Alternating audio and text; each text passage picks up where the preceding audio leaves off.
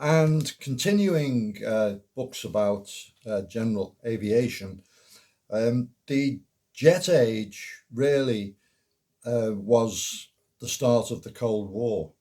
And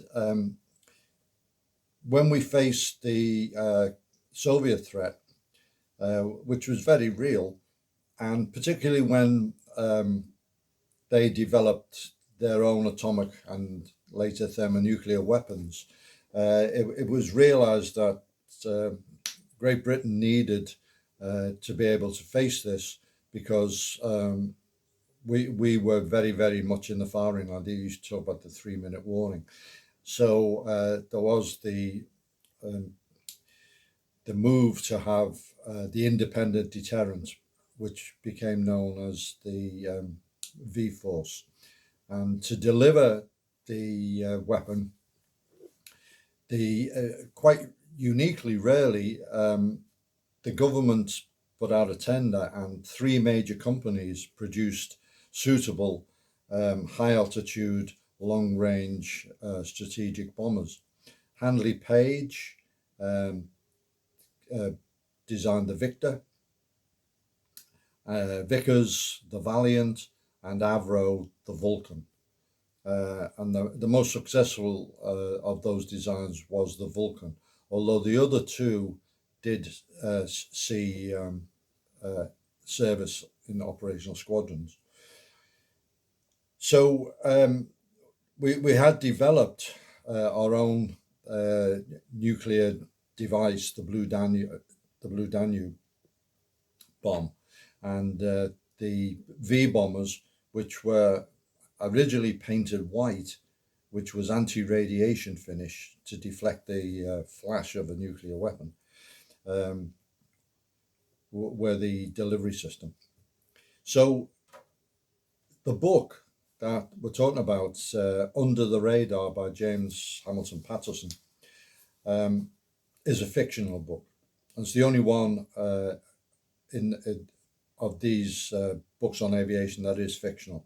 And the reason that I read it and the reason I'm reviewing it is because of his wonderful Empire of the Clouds.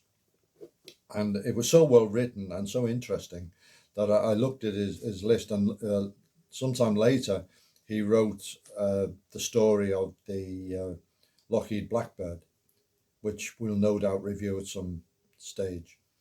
But I noticed he had written this fictional book based on aviation, and his knowledge of aviation made me want to read it. So the book really is it's about a fictional RAF Vulcan squadron, and one of the things about it is he describes what the V Force did was provide a constant readiness uh, status, so we could react in the event of this 3 minute warning. So at any time there were jets, fuel, pilots in the cockpits ready to go. The engines actually turning, and this was called Operation Edom.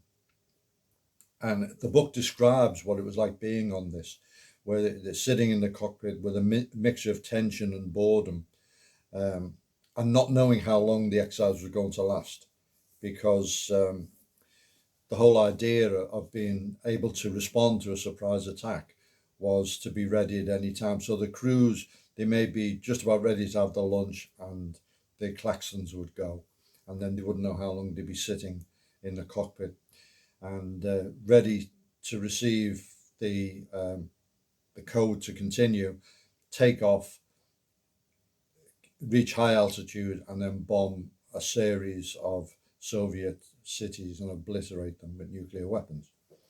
So that's described really, really well in the book. But the first major part of the book, and kind of the whole theme of it, describes the Royal Air Force participation in an American exercise called Sky Shield. It was Sky Shield 2. They'd done one before. And this was to test NORAD, North American Air Defense Network, which was the means of protecting the continental United States both by radar, sensors, and also by defensive fighters. So the RAF supplied an element in Sky Shield 2 to both test NORAD and also to exercise the United States' ability to penetrate a hard target. So 8 Vulcans took part, and 4 came from Gander, took off from Gander. Well, they staged across the Atlantic, obviously, took off from Gander and came from the north, while simultaneously 4 took off from Bermuda and flew up the southern route. And in the event, out of the 8 Vulcans who were facing all the best that the NORAD could throw at them, they used their electronic countermeasures, and they had various devices and suites called Blue Diver and Red Shrimp, and these proved successful. And the out of the 8 Vulcans, only 1 was intercepted, and 7 got through, and many major United States cities were notionally obliterated by the Vulcans, including New York and Washington, D.C. So it was a very valuable learning experience for everyone concerned. And, it was quite sobering that the United States Air Force fighters, the Voodoos and so on, couldn't intercept the Vulcans, particularly when they made certain maneuvers, which was really the secret of the Vulcan. It was so maneuverable, and later on, in other exercises, in the Red Flag exercises out in Nevada, Vulcans went up against F-15 Eagles, which at the time were the most modern fighters, and because of the delta planform, which acts as an air brake, they could outmaneuver even F-15s. So an amazing aeroplane. Another part of the book concerns the training in combat survival.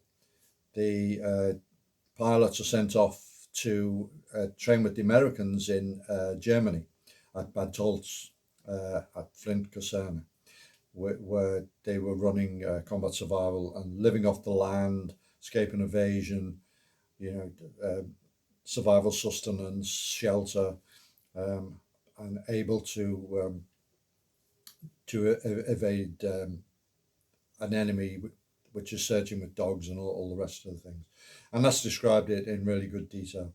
And then there's a section where the main character is asked if he would participate in a secret and very sensitive new mission. And I won't go into that because it'll spoil it for you if you want to read the book, which obviously is the point of these reviews. And that's the second half of the book, really. And overall, James Hamilton Paterson is a wonderful writer, and I really I've enjoyed the 3 books of his that I've read. He has written a lot of other stuff, but on many other subjects not related to aviation. But he really does know aviation, and he has an obvious love for it. And this venture into fiction, I think he pulled it off really well, and it's very much takes you back to that time, the Cold War. A couple of years after the Sky Shield was the Cuban Missile Crisis, and I was at school at the time, and I remember putting on the TV and President Kennedy giving us the bad news, and it really was a tense time. And the V bomber force was the front line of that. That was our defense if things went really bad. And the book does reflect that very, very well.